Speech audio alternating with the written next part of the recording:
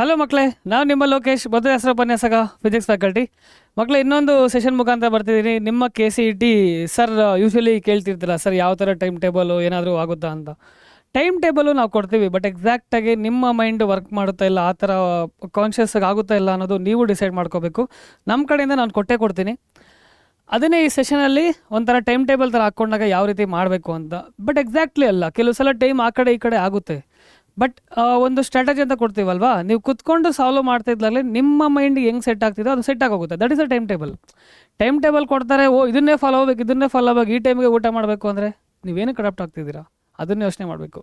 So ಅದಕ್ಕೆ ತಕ್ಕಂತೆಯೇ ಒಂದು strategy time table ಥರ ಕೊಡ್ತೀನಿ. ಬಟ್ ನೀವು ಟ್ರೈ ಮಾಡ್ತಾ ಹೋಗಿ ಒಂದು ಫಾರ್ಮೆಟ್ ನಿಮ್ಮಲ್ಲೇ ಸೆಟ್ ಆಗುತ್ತೆ. ಸೊ ನಾನು ಇಲ್ಲೇನು ಮೋಟಿವೇಶನ್ ಕೊಡ್ತಿಲ್ಲ, ನಿಮ್ಮ ಮೈಂಡ್ನ ನೀವೇ ಅರ್ಥ ಮಾಡ್ಕೊಳ್ಳಿ ಅಂತ ಹೇಳ್ತಿದ್ದೀನಿ ಅಷ್ಟೇ. ಸೊ ನೋಡೋಣ, the 3 level chapter strategy. So not all chapters are equal before you open a text book. You need a priority framework. ಅಂದರೆ ಎಲ್ಲ ಚಾಪ್ಟರ್ಸು ಸೇಮ್ ಒಂದೇ ಥರ ಇರೋದಿಲ್ಲ. ಕೆಲವು ಸಲ ಏನಾಗೋಗುತ್ತೆ ಅಂದರೆ, ಕೆಲವು ಚಾಪ್ಟರ್ಸು ಈಸಿಯಾಗಿ ಥಿಯರಿ ಥರನೇ ಇರುತ್ತೆ. ಎಸ್ಪೆಷಲಿ ಫಿಸಿಕ್ಸಲ್ಲಿ ಥಿಯರಿ ಥರನೇ ಇರುತ್ತೆ, ಓದ್ತಾ ಇರ್ತೀರ, ಅರ್ಥ ಆಗೋಗುತ್ತೆ. ಕೆಲವು ಚಾಪ್ಟರ್ಸು ಬರೀ ಡಿರೈವೇಷನ್ಸೇ ಇರುತ್ತೆ, ಅದಕ್ಕೆ ಸ್ವಲ್ಪ ಥಿಯರಿ ಇರುತ್ತೆ. ಆ ಥಿಯರಿ ಅರ್ಥ ಆಗಬೇಕು, ಈ ಡಿರೈವೇಷನ್ ಏನಕ್ಕೆ ಮಾಡ್ತಿದ್ದೀವಿ ಅಂತ ಗೊತ್ತಾಗುತ್ತೆ ಅಲ್ವಾ. ಸೊ ಅದು ಮೈನ್ ಇಂಪಾರ್ಟೆಂಟ್. ಇನ್ನೊಂದು ಡಿಫ್ರೆಂಟ್ ಚಾಪ್ಟರ್ ಅಂದರೆ ಇವೆರಡು ಮಿಕ್ಸಡ್ ಮಾಡಿಬಿಟ್ಟು ಪ್ರಾಬ್ಲಮಿಟಿಕ್ ತುಂಬ ಇರುತ್ತೆ, ಪ್ರಾಬ್ಲಮ್ ಸಾಲ್ವ್ ಮಾಡೋ ಥರ ತುಂಬ ಇರುತ್ತೆ. ಅದು ಪ್ರಾಬ್ಲಮ್ ಸಾಲ್ವ್ ಮಾಡಲೇಬೇಕು. ಎಲ್ಲ ಮಿಕ್ಸ್ಡು ಕೆಲವು ಸಲ ಒಂದೇ ಚಾಪ್ಟ್ರಲ್ಲೇ ಇರುತ್ತೆ. ಅದನ್ನು ಅರ್ಥ ಮಾಡಿಕೊಂಡು ಗ್ರಿಪ್ ಹಿಡ್ಕೊಂಡು ಯಾವ ಥರ ಪ್ರಾಕ್ಟೀಸ್ ಮಾಡಬೇಕು ಈ ಚಾಪ್ಟರ್ನ. ಯಾಕಂದರೆ KCETನಲ್ಲಿ ಎಲ್ಲ ಥರನೂ ಕ್ವಶನ್ಸ್ ಬರುತ್ತೆ. ಥಿಯರಿ ಓರಿಯೆಂಟೆಡ್ ಆಗು ಬರುತ್ತೆ, ಪ್ರಾಬ್ಲಮೆಟಿಕ್ ಆಗು ಬರುತ್ತೆ, ಗ್ರಾಫಿಕಲ್ಲೂ ಬರುತ್ತೆ. ಸೊ ಅದನ್ನು ನೀವು ಎಳ್ಕೊಂಡು ಯಾವ ರೀತಿ ಪ್ರಾಕ್ಟೀಸ್ ಮಾಡಬೇಕು ಅಂತ ನೀವು ಒಂದು ಫಾರ್ಮೇಟ್ ಸೆಟ್ ಮಾಡ್ಕೋಬೇಕು. ಅದಕ್ಕೋಸ್ಕರ ಇದನ್ನು ಹೇಳ್ತಾ ಆ ಟೈಮ್ ಟೇಬಲ್ನ ತೋರಿಸ್ತೀನಿ. Level 1 do or die chapters. ಆ ಚಾಪ್ಟರ್ ಏನಾದರೂ ಮಾಡಲೇಬೇಕು, ಇಲ್ಲ ಬಿಟ್ಬಿಡ್ಬೇಕು. ಹಾಗೆ ಅದು ಓದ್ತೀರಾ ಕರೆಕ್ಟಾಗಿ, ಥಿಯರಿನ ಓದ್ತೀರಾ, ಪ್ಯಾರಲಲ್ಲಿ ಪ್ರಾಬ್ಲಮ್ ಸಾಲ್ವ್ ಮಾಡಲೇಬೇಕು. ಬಿಟ್ಟಿದ್ದೀರಾ ಫುಲ್ ಚಾಪ್ಟರ್ನೇ ಬಿಡಿ, ಅಷ್ಟೇ ಹೇಳ್ತಿರೋದು ನಾನು. ಒಂದು ಮಾಡಿಬಿಟ್ಟು ಇನ್ನೊಂದು ಬಿಡ್ತಿದ್ದೀನಿ, ಇನ್ನೊಂದು ಚಾಪ್ಟ್ರಲ್ಲಿ ಒಂದು ಪ್ರಾಬ್ಲಮ್ಸ್ ಮಾಡಿಬಿಟ್ಟು ಥಿಯರಿ ಬಿಡ್ತೀನಿ ಅಂದರೆ, ಇಲ್ಲಿ ಪ್ರಾಬ್ಲಮ್ಸ್ ಕೇಳ್ತಾನೆ, ಅಲ್ಲಿ ಥಿಯರಿ ಕೇಳ್ತಾನೆ, ಎರಡರಲ್ಲೂ ಎರಡು ಹೋಯ್ತು. ಒಂದು ಚಾಪ್ಟರ್ ಸೆಲೆಕ್ಟ್ ಮಾಡಿದ್ರೆ ಎಲ್ಲ ಮಾಡಬೇಕು. ಫಿಸಿಕ್ಸಲ್ಲಾದರೂ, ಮ್ಯಾಥಮೆಟಿಕ್ಸಲ್ಲಾದರೂ, ಕೆಮಿಸ್ಟ್ರಿಯಲ್ಲಾದ್ರೂ. ಬಟ್ ಫಿಸಿಕ್ಸಲ್ಲಿ ಎಸ್ಪೆಷಲಿ ಇದು ಹಿಂಗೆ ಆಗುತ್ತೆ, ನನಗೆ ಆಗಿದೆ. So level 2 high scoring chapters. ಈ ಯಾವುದಾದ್ರೂ ಕೆಲವು ಚಾಪ್ಟರ್ಸಲ್ಲಿ ಸ್ಕೋರಿಂಗ್ ತುಂಬ, ಇವಾಗ ಕರೆಂಟ್ ಎಲೆಕ್ಟ್ರಿಸಿಟಿ ತುಂಬ ಮೇಜರ್ ಚಾಪ್ಟರ್ ಅದು. ಅದ್ರಲ್ಲಿ ಕ್ವಶನ್ಸ್, ನಂಬರ್ ಆಫ್ ಕ್ವಶನ್ಸ್ ತುಂಬ ಕೇಳ್ತಾರೆ ಸೆಕೆಂಡ್ ಇಯರಲ್ಲಿ. ಫಸ್ಟ್ ಇಯರ್ ಅಂದಾಗ ಗ್ರಾವಿಟೇಷನ್ ಮೇಲೆ ಕ್ವಶನ್ ಇದ್ದೇ ಇರುತ್ತೆ, ಸಿಸ್ಟಮ್ ಆಫ್ ಪಾರ್ಟಿಕಲ್ಸಲ್ಲೂ ಕ್ವಶನ್ ಇದ್ದೇ ಇರುತ್ತೆ. ಆ ಥರ ಚಾಪ್ಟರ್ ಸೆಲೆಕ್ಟ್ ಮಾಡಿಬಿಟ್ಟು ಮಾಡಲೇಬೇಕು. ಈವನ್ ಲಾಸ್ ಆಫ್ ಮೋಷನಲ್ಲಿ ಆ ಚಾಪ್ಟರ್ಸ್ನ ನೀವು ಏನಾದರೂ ಮಾಡಿ ಸಾಲ್ವ್ ಮಾಡೋ ಥರ ಎಬಿಲಿಟಿ ಬೆಳೆಸ್ಕೋಬೇಕು. ಅದಕ್ಕೆ ಏನೇನು ಬೇಕು ಬೇಸಿಕ್ಸು, ಯಾಕೆ ಬರ್ತಿಲ್ಲ ಇದು ನನಗೆ, ಏನು ಬೇಕು ನನಗೆ ಬೇಸಿಕ್ಸು, ಅದನ್ನ ಇಲ್ಲಿ ಕ್ರಿಯೇಟ್ ಮಾಡ್ಕೊಳ್ಳಿ. So next level 3 backup chapters. ಕೆಲವು ಚಾಪ್ಟರ್ಸು ಕಡಿಮೆ ವೇಟೇಜ್ ಇದ್ದು ತುಂಬ ಸಿಂಪಲ್ ಆಗಿರುತ್ತೆ. ಅಂದರೆ ಇದರಲ್ಲಿ ಮಿನಿಮಮ್ ಈ ಥರನೇ ಕ್ವಶನ್ ಬಂದ್ಬಿಡುತ್ತೆ ಅನ್ನೋ ಥರ ಚಾಪ್ಟರ್ ಇರುತ್ತೆ. ಆ ಚಾಪ್ಟರ್ನ ಹಿಡ್ಕೊಂಡು ಅದನ್ನು ಬ್ಯಾಕಪ್ ಚಾಪ್ಟರ್ಸ್ ಥರ ಅದನ್ನು ಪ್ರಾಕ್ಟೀಸ್ ಮಾಡಿ. ಓಕೆ, ಸೊ ನೆಕ್ಸ್ಟ್ ನೋಡ್ತೀರಾ, ಈ ಥರ ರೊಟೀನ್ 150+ ಸ್ಕೋರ್ ಮಾಡೋದಕ್ಕೂ ಇದು ಹೇಳ್ತಿದ್ದೀನಿ. ಸೊ ಈ ರೀತಿ ಟೈಮ್ ಟೇಬಲ್ ಹಾಕ್ಕೊಂಡು, ಬಟ್ ಎಕ್ಸಾಕ್ಟ್ ಆಗಲ್ಲ. ಕೆಲವು ಸಲ ನಿಮ್ಮ ಮೈಂಡ್ಸೆಟ್ ಫಾರ್ಮೆಟ್ಗೆ ನೀವು ಸೆಟ್ ಮಾಡಬೇಕಾಗುತ್ತೆ. ಬೆಳಗ್ಗೆ ಎದ್ದು ಯಾವ ಸಬ್ಜೆಕ್ಟ್ ನನಗೆ ಫೆಮಿಲಿಯರು, ಯಾವುದು ಕಷ್ಟ ಇರುತ್ತೆ ಅದನ್ನೇ ತೊಗೊಳ್ಳೋಣವಾ, ಅಥವಾ ಈಸಿ ಇರೋದು ಬೆಳಗ್ಗೆ ಮುಗಿಸ್ಕೊಂಬೋಣ, ಈವ್ನಿಂಗ್ ಅಷ್ಟೊತ್ತಿಗೆ ಟಯರ್ಡ್ ಆಗೋಗುತ್ತೆ, ಡಿಫಿಕಲ್ಟ್ ತೊಗೊಳ್ಳೋಣವಾ. ರಿವರ್ಸಲ್ಲಿ ಹೇಳ್ತಿದ್ದೀನಿ. ಬೆಳಗ್ಗೆ ಎದ್ದಾಗ ಎನರ್ಜೆಟಿಕ್ ಆಗಿರ್ತೀರ, ಸ್ವಲ್ಪ ಎನರ್ಜೆಟಿಕ್ ಆಗಿದ್ದಾಗ ಯಾವುದು ಡಿಫಿಕಲ್ಟ್ ಅನಿಸ್ತಿರುತ್ತೋ ನಿಮಗೆ, ಯಾವುದು ಡಿಫಿಕಲ್ಟಿ ನಿಮಗೆ ಗೊತ್ತು, ಫಿಸಿಕ್ಸಾ, ಕೆಮಿಸ್ಟ್ರಿನ, ಮ್ಯಾಥಮೆಟಿಕ್ಸಾ, ಡಿಫಿಕಲ್ಟಿ ಗೊತ್ತಾಗ್ತಿರುತ್ತೆ, ಅದನ್ನೇನು ಮಾಡಿ. So 45 minute physics concepts and formulas. ಆ 45 ಮಿನಿಟ್ಸ್ ಅಂತ ಸೆಟ್ ಮಾಡ್ಕೊಂಡಿದ್ದಾರೆ ಅಂತ ಅಂದ್ಕೊಳ್ಳಿ, ಅರೌಂಡ್ ಆ ಕಡೆ ಈ ಕಡೆ ಆಗುತ್ತೆ. ಆ ಟೈಮಲ್ಲಿ ಏನು ಎಫೆಕ್ಟಿವ್ ಆಗಿ, ನಾನು ಇನ್ನೊಂದು ಹೇಳ್ತಿದ್ದೀನಿ, ಫುಲ್ಲು ಜೋಶಲ್ಲಿ ಕುತ್ಕೊಂಡಾಗ ಫಸ್ಟು ಡಿರೈವೇಷನ್ಸ್ ಏನಾದರೂ ಮ್ಯಾಕ್ಸಿಮಮ್ ಸ್ಕೋರ್ ಆಗೋದು ತೊಗೊಳ್ಳಿ. ಹೋಗ್ತಾ ಬ್ರೈನ್ ಎಫಿಷಿಯನ್ಸಿ ಕಡಿಮೆ ಆಗ್ತಾ ಹೋಗುತ್ತೆ. ಸಿಂಪಲ್ ಇರೋದು ಬೇಗ ತೊಗೊಂಡ್ಬಿಡ್ತೀರಾ. ನೀವು ಸ್ಟಾರ್ಟಿಂಗ್ಗೆ full 1 marks 2 marks 3 marks energy ಕೊಟ್ಬಿಟ್ಟು ಆಮೇಲೆ 5 ಮಾರ್ಕ್ಸು ಕೊಟ್ಟಿದ್ದೀರಾ ಅಂದರೆ ಎಲ್ಲಿರುತ್ತೆ, ಡಿಫಿಕಲ್ಟ್ ಆಗಲ್ವಾ. So 45 minutes chemistry revision. ಈ ರೀತಿ ಇಲ್ಲಿ NCERT ಓದ್ತೀರಾ, ಅಲ್ಲಿ ಮೈನ್ ಟಾಪಿಕ್ ಓದ್ಬಿಟ್ಟು ಫಾರ್ಮುಲಾಸ್ ನೋಟ್ ಮಾಡ್ಕೊಳ್ತೀರಾ. ಡಿಫ್ರೆಂಟ್ ವೇ ಇರುತ್ತೆ. ಇಲ್ಲಿ ನೋಡ್ತೀರಾ ಮ್ಯಾಥಮೆಟಿಕ್ಸಲ್ಲಿ problem solving, timed practice on current chapter. ಅಂದರೆ ಇಲ್ಲಿ ಸ್ಟಾರ್ಟ್ ಮಾಡಿದೆ ಎತ್ತಿದೆ ಪ್ರಾಬ್ಲಮ್ ಸಾಲ್ವ್ ಮಾಡ್ತೀರಾ. ಇಲ್ಲೇನಾಗುತ್ತೆ, ಕಾನ್ಸೆಪ್ಟ್ಸ್ ಅರ್ಥ ಮಾಡ್ಕೊಂಡು ಪ್ರಾಬ್ಲಮ್ ಸಾಲ್ವ್ ಮಾಡಬೇಕು. ಇಲ್ಲೇನು NCERT ಅರ್ಥ ಮಾಡ್ಕೋಬೇಕು. ಗೊತ್ತಾಗ್ತಿದೆಯಾ. ಈಚ್ ಸಬ್ಜೆಕ್ಟ್ ಪ್ರಯಾರಿಟಿ ಬೇರೆ ಥರ ಇರುತ್ತೆ. ನಿಮ್ಮ ಮೈಂಡ್ನ ಅದಕ್ಕೆ ಸೆಟ್ ಮಾಡಬೇಕು. ಇಲ್ಲ ಇದಾಗ್ತಿಲ್ಲ ಸರ್, ಹಿಂಗಾದರೆ ನನ್ನ ಫೇವ್ರೇಟ್ ಸಬ್ಜೆಕ್ಟ್ ಹೋಗುತ್ತೆ. ಒಂದಿನ ಡಿಫಿಕಲ್ಟ್ ಚಾಪ್ಟರ್ ತೊಗೊಳ್ಳಿ. ಬೆಳಗ್ಗೆ ಎದ್ದ ತಕ್ಷಣ ಯಾವಾಗೂ ಡಿಫಿಕಲ್ಟಿನ ಫೀಲ್ ಆಗ್ತಿದ್ರೆ ಬೆಳಗ್ಗೆ ಎದ್ದು ಈಸಿ ಚಾಪ್ಟರ್ ತೊಗೊಳ್ಳಿ ಒಂದಿನ. ಸೊ ಅದನ್ನು ಸೆಟ್ ಮಾಡಿ, ನಿಮ್ಮ ಮೈಂಡ್ನ ಸೆಟ್ ಮಾಡಿ. 60 ಮಿನಿಟ್ ಮಿಕ್ಸ್ಡ್ PCM MCQs. ಕೆಲವು ಸಲ ಒಂದೇ ಸಬ್ಜೆಕ್ಟ್ ಆಗ್ತಿಲ್ಲ ಅಂದರೆ ಮಿಕ್ಸ್ಡ್ ಯಾವುದಾದ್ರೂ ಟೆಸ್ಟ್ನ ತೊಗೊಳ್ಳಿ, ಟೆಸ್ಟ್ನ ಸಾಲ್ವ್ ಮಾಡಿ. Okay, so 0 to 150 plus action plan. So usually ನೀವು ಸೆಲೆಕ್ಟ್ 1 ಚಾಪ್ಟರ್, ಇಲ್ಲಿಂದ 3 ಸಬ್ಜೆಕ್ಟ್ಸಲ್ಲೂ ಒಂದೊಂದು ತೊಗೊಂಡು ಡೂ ಆರ್ ಡೈ ಥರ ಅಂದ್ಕೊಂಡು ಈ ಚಾಪ್ಟರ್ನು ಸ್ಟೆಪ್ ಬೈ ಸ್ಟೆಪ್ ಸಾಲ್ವ್ ಮಾಡ್ತಾ ಹೋಗಬೇಕು. ಐ ಸ್ಕೋರಿಂಗಿಂದನೇ ಸ್ಟಾರ್ಟ್ ಮಾಡಿ. ಐ ಸ್ಕೋರಿಂಗ್ 5 ಮಾರ್ಕ್ಸ್, ಇದು ನನ್ನ ಪಾಕೆಟಲ್ಲಿ ಬಂದುಬಿಡ್ದು. So complete the concepts, read NCERT PUC textbooks thoroughly, understand, don't just skim. ಸುಮ್ಮನೆ ಮೇಲ್ಮೇಲೆ ಓದ್ಕೊಂಡು ಹೋಗೋದಲ್ಲ, ಓದಬೇಕು, ಎಫೆಕ್ಟಿವಾಗಿ ಓದಬೇಕು, ಅರ್ಥ ಆಗೋವರೆಗೂ ಓದಬೇಕು. Make short notes. ಆ ಸ್ಟಾರ್ಟಿಂಗ್ ಅರ್ಥ ಮಾಡ್ಕೊಳ್ಳೋ ಓದಬೇಕಾದ್ರೆ ಕೆಲವು ಸಲ 4 ಸಲ ಬೇಕಾದ್ರೂ ಓದಬೇಕಾದ್ರೆ ಅದು ಕಾನ್ಷಿಯಸ್ಸಾಗಿ ನಾವು ಅಲ್ಲಿ ಅರ್ಥ ಮಾಡ್ಕೋಬೇಕು. ಅದಾದಮೇಲೆ ಅದರಲ್ಲಿ ಏನು ಇಂಪಾರ್ಟೆಂಟ್ ಅಂತ ನಿಮಗೆ ಅನಿಸುತ್ತೆ ಓದ್ತಾ ಅದು ಇಂಪಾರ್ಟೆಂಟ್ ಅಲ್ವಾ, ಇದು ಟ್ರಿಕ್ಕಿ ಆಗಿದೆ, ಟ್ರಿಕ್ಕಿ ಆಗಿರೋದೇ ಇಂಪಾರ್ಟೆಂಟ್ ಅಲ್ಲಿ. ಅದನ್ನು ನೋಟ್ ಮಾಡ್ಕೊಳ್ಳಿ, ಒಂದು ಶಾರ್ಟ್ ನೋಟ್ಸ್ ಥರ ಕಿಂಗ್ ಸೈಜ್ ಬುಕ್ ಇಟ್ಬಿಟ್ಟು ನೋಟ್ ಮಾಡ್ಕೊಳ್ಳಿ. So attempt 100+ chapter MCQs, each chapter 100+ ಆ ಥರ ಸಾಲ್ವ್ ಮಾಡ್ತಿರ್ಬೇಕು. ಸೊ ಅದಾದಮೇಲೆ ಸಾಲ್ವ್ KCT PYQs ಇದೆ. 10 ಇಯರ್ಸ್ ಸಾಲ್ವ್ ಮಾಡಿದರೆ ಬೆಜ್ಜನ್ ಕ್ವಶನ್ಸ್ ಆಗ್ಬಿಡುತ್ತೆ. Analyse mistakes and revise after 7 days. So ಒಂದು ಫಾರ್ಮೆಟ್ ಎಲ್ಲ ಮಾಡಿರ್ತೀರಾ, ಅಲ್ಲೇ ನೋಡ್ತಾ ಇರ್ತೀರಾ, ಚೆಕ್ ಮಾಡಿರ್ತೀರಾ. ಎಲ್ಲಿ ಮಿಸ್ಟೇಕ್ಸ್ ಮಾಡಿದ್ರೆ after 7 days you need to check again, that is a revision. ಯಾಕಂದರೆ ಆ ಮಿಸ್ಟೇಕ್ನ ಮತ್ತೆ ನೀವು ಕಂಟಿನ್ಯೂ ಮಾಡಬಾರ್ದು. ಸೊ ಇದೇ ರೀತಿ ಫಿಸಿಕ್ಸಲ್ಲಿ ಡೂ ಆರ್ ಡೈ ಚಾಪ್ಟರ್ಸ್ ಇರುತ್ತೆ. These chapters have the highest frequency in KCT PYQs and offer the best marks per hour return. Prioritise formula based and concept direct chapters first. Direct chapters ಕೆಲವು ಸಲ direct questions ಬಂದೇ ಬರುತ್ತೆ ಅಂತಿರುತ್ತೆ. ಆ chapters prioritise ಬ್ಯಾಕಪ್ಪಲ್ಲಿ ಇಟ್ಕೊಂಡು ಅದನ್ನು solve ಮಾಡೋ ಥರ ಅಥವಾ ಡೈರೆಕ್ಟಾಗಿ ಆನ್ಸರ್ ತೊಗೊಳ್ಳೋ ಥರ ಎಬಿಲಿಟಿ ಬೆಳೆಸ್ಕೊಳ್ಳಿ. ಸ್ವಲ್ಪ ಟೈಮ್ ಕೊಟ್ಟರೆ ಬಂದುಬಿಡುತ್ತೆ. ಇವಾಗ ಇಷ್ಟೇ ಓದಿದ್ರೆ 1-2 ಮಾರ್ಕ್ಸ್ ಬಂದ್ಬಿಡುತ್ತೆ ಅನ್ನೋದಾದರೆ ಅದನ್ನು ಓದ್ಬಿಡಿ. ಒಂದು 2 ಪೇಜ್ ಓದಿದ್ರೆ 1 ಮಾರ್ಕ್ಸ್ ಬಂದ್ಬಿಡುತ್ತೆ ಅನ್ನಂಗಿದ್ರೆ ಓದ್ಬಿಡ್ಬೋದಲ್ವಾ. ಸ್ವಲ್ಪ ಕಷ್ಟ ಆಗುತ್ತೆ, ಸ್ವಲ್ಪ ಟ್ರಿಕ್ಕಿ ಇರ್ತಾವೆ ಕೆಲವು ಚಾಪ್ಟರ್ಸು, ನನಗೂ ಗೊತ್ತವು. ತೀರಾ ಆಗೋದೆಲ್ಲ ತುಂಬ ಟೈಮ್ ತೊಗೊಂಡ್ಬಿಡ್ತಾ ಇದ್ರೆ ಬಿಟ್ಬಿಡಿ. ಟೈಮ್ ಜಾಸ್ತಿನೂ ತೊಗೊಳ್ತಾ ಇದ್ರೂ ಎಫೆಕ್ಟ್ ಅದು. ಬಿಕಾಸ್ ಈ 1 hour KCT ಎಕ್ಸಾಮ್ ಏನು ಬರೀತಿದ್ರೆ ಆ 1 hour ಎಷ್ಟು ಸಾಲ್ವ್ ಮಾಡ್ತೀರ ಅನ್ನೋದು ಇಂಪಾರ್ಟೆಂಟ್. 1 ನಿಮಿಷ ಒಂದು ಕ್ವಶನ್, ನನಗೇನೋ ಅದು ಕರೆಕ್ಟ್ ಅಲ್ಲ ಅನಿಸ್ತದೆ. ಹೆಂಗೆ ಹೇಳಿ, ಕೆಲವು ಕ್ವಶನ್ಸು 10-20 ಸೆಕೆಂಡ್ಸಲ್ಲೇ ಸಾಲ್ವ್ ಮಾಡ್ತೀರಾ. ಈ ಟೈಮ್ನ ಸೇವ್ ಮಾಡ್ಕೊಂಡು ಅಲ್ಲಿ ಬಿಡ್ತೀರಾ.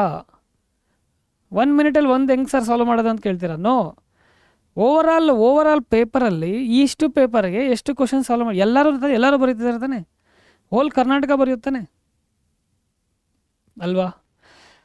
ಸೊ ಫಿಸಿಕ್ಸಲ್ಲಿ ಇಷ್ಟು ಪ್ರಯಾರಿಟೈಸ್ ಕೊಡಲೇಬೇಕು ನೀವು. Whole second year first year topics ಎಲ್ಲ ಇದ್ದಾವೆ. ಸೊ ಇವನ್ನೆಲ್ಲ ಖಂಡಿತ ಓದಲೇಬೇಕು. ಇದರಲ್ಲಿ ಇನ್ನೊಂದು ಲಾಸ್ ಆಫ್ ಮೋಷನ್ ಕೂಡ ಆ್ಯಡ್ ಮಾಡ್ಕೊಳ್ಬೋದು, ತುಂಬ ಇಂಪಾರ್ಟೆಂಟ್ ಚಾಪ್ಟರೇ ಅಲ್ವಾ. ಸೊ ಲಾಸ್ ಆಫ್ ಮೋಷನ್ ಕೂಡ ಆ್ಯಡ್ ಮಾಡ್ಕೊಳ್ಳಿ.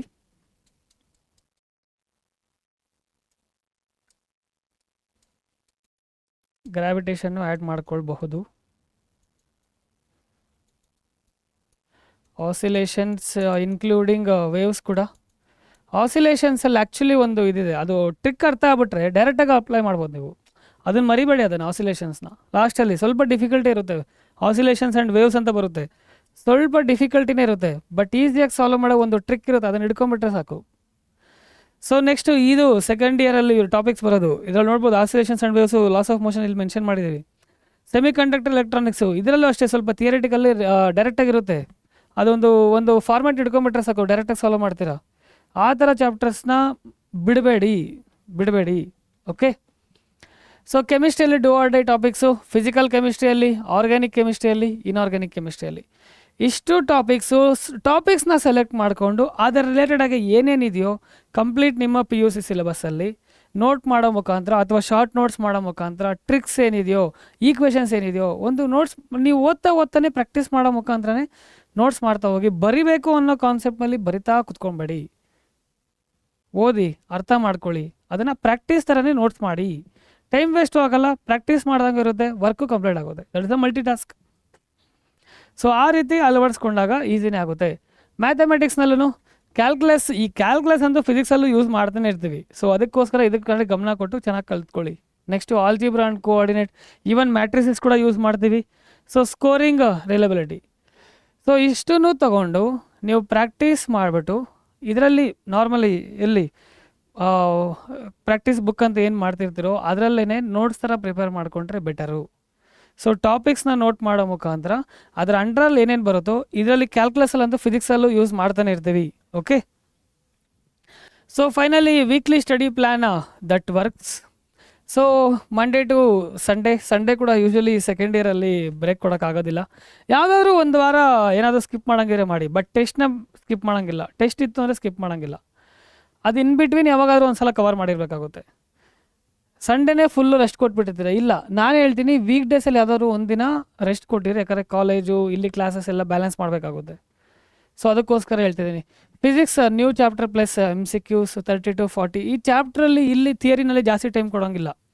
ಕಾಲೇಜಲ್ಲಿ ಅಥವಾ ಇಲ್ಲಿ ಕ್ಲಾಸಸ್ ಮಾಡ್ತಿರೋ ಎಲ್ಲೋ ಒಂದು ಕಡೆ ಅರ್ಥ ಮಾಡ್ಕೊಂಡಿರ್ತೀರ, ಸಾಕು. ಅದನ್ನು ರಿವಿಷನ್ ಸ್ವಲ್ಪ ಹೊತ್ತು ಮಾಡಿಬಿಟ್ಟು ಫಾರ್ಮುಲಾಸ್ ನೋಟ್ ಮಾಡಿರಬೇಕು. ಕಾಲೇಜಲ್ಲೇ ಕುತ್ಕೊಂಡಿದ್ದಾಗ ಯಾವುದೋ ಒಂದು ಟೈಮಲ್ಲಿ ಫಾರ್ಮುಲಾಸ್ ಲಿಸ್ಟ್ ಮಾಡಿಬಿಡಿ. ಯಾರೋ ಕೇಳ್ತಾರೆ, ಫ್ರೆಂಡ್ಸ್ ಅದು ಮಾಡ್ತಾರೆ ಇದು ಮಾಡ್ತಾರೆ, ನಮಗೆ ಯಾಕೆ, ನೀನು ನೋಟ್ ಮಾಡ್ಕೊ.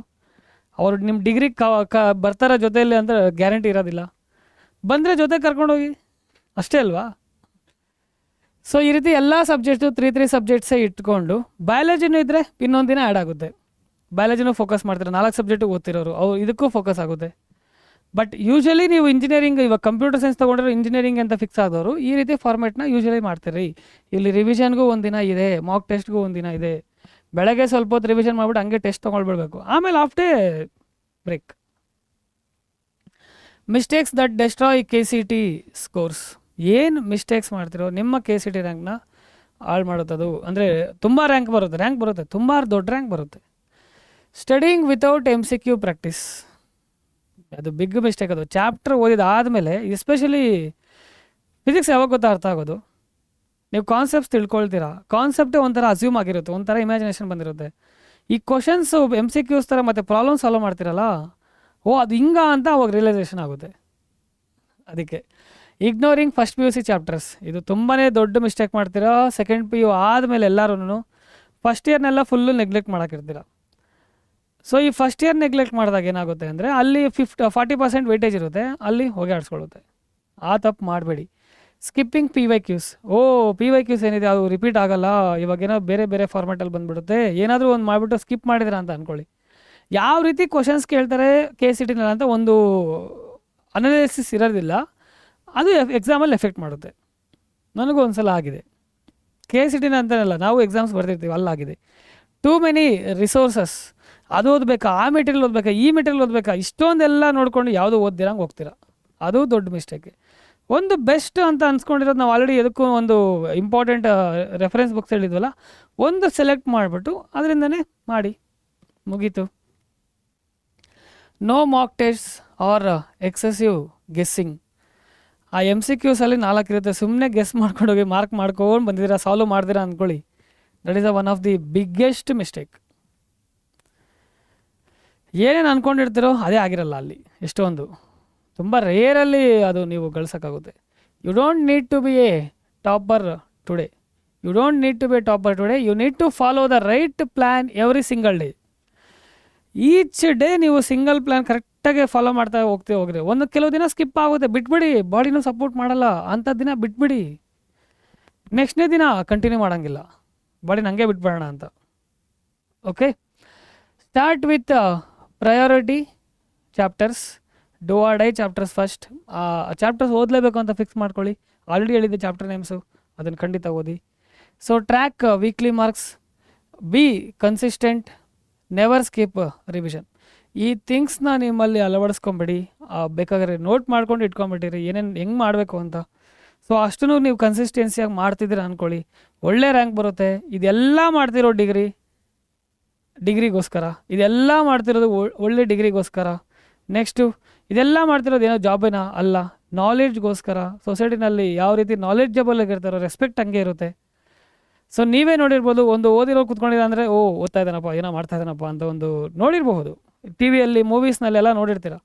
ಸೊ ಇದೆಲ್ಲ ಒಂದು ಮೈಂಡಲ್ಲಿ ಉದ್ದೇಶ ಇಟ್ಕೊಂಡು ನಾಲೆಡ್ಜ್ ತೊಗೊಳ್ಳಿ, ಬೆಳೀರಿ, ಚೆನ್ನಾಗಿರಿ ಅಂತ ಹೇಳ್ತಾ ಗುಡ್ ಲಕ್ ಹೇಳ್ತಿದ್ದೀನಿ. KCT ಪ್ರಿಪ್ರೇಷನ್ನ ಸ್ಟಾರ್ಟ್ ಮಾಡಿ ಅಂತ ಹೇಳ್ತಾ ಈ ಸೆಷನ್ನ ಮುಗಿಸ್ತಾ ಇದ್ದೀನಿ. ಮತ್ತು ಯಾವುದೇ ಮೂಮೆಂಟಲ್ಲಿ ಈ ಸೆಷನ್ ಇಷ್ಟ ಆಗಿದರೆ ಲೈಕ್ ಮಾಡಿ, ನಿಮ್ಮ ಫ್ರೆಂಡ್ಸ್ಗೂ ಶೇರ್ ಮಾಡಿ, ಜೊತೆಯಲ್ಲಿ ಕಮೆಂಟ್ ಬಾಕ್ಸಲ್ಲಿ. ನೆಕ್ಸ್ಟ್ ಅಪ್ಕಮಿಂಗು KCT ವೀಡಿಯೋಸ್ ಥರ ನಿಮ್ಮ ಮುಂದೆ ಬರೋಣ ಅಂತಿದ್ದೀವಿ. ಅದಕ್ಕೆ ನೀವು ಯಾವ ರೀತಿ ಆತುರದಲ್ಲಿರ್ತೀರ, ಯಾವ ರೀತಿ ಸ್ಟ್ರಾಟಜಿ ಏನು ಮಾಡಬೇಕು, ಇನ್ನೇನಾದರೂ ಡೌಟ್ಸ್ ಇದ್ದರೆ ಕಮೆಂಟ್ ಬಾಕ್ಸಲ್ಲಿ ಮೆನ್ಷನ್ ಮಾಡೋದನ್ನು ಮರಿಬೇಡಿ.